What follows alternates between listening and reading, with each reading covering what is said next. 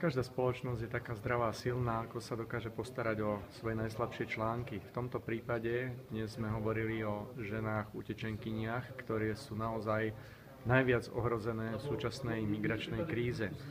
V tejto súvislosti zrovna s blížiacim sa Medzinárodným dňom žien je dôležité nastoliť túto otázku, ktorú sme mimochodom rozoberali na pôde Európskeho parlamentu pred mesiacom a budeme aj na najbližšom plenárnom zasadnutí.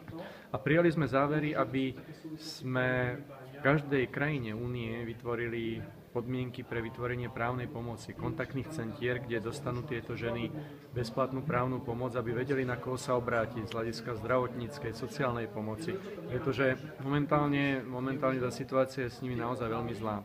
Žijú v akomsi právnom váku. Ženy, ktoré nedostanú azyl, tak vlastne nemajú žiadny právny status. Potrebujeme vyriešiť takisto z hľadiska európskej legislatívy právny status pre ženy, ktoré a aj samozrejme pre všetkých, ktorí nedostanú azyl a momentálne sa nachádzajú na území Európskej únie.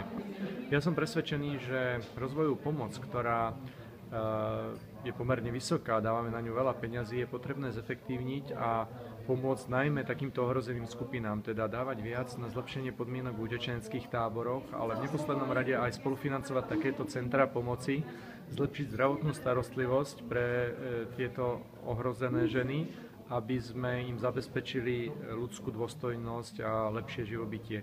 Samozrejme potrebujú pomoc aj pri lepšej integrácii do spoločnosti, preto treba pamätať aj na tieto zdroje.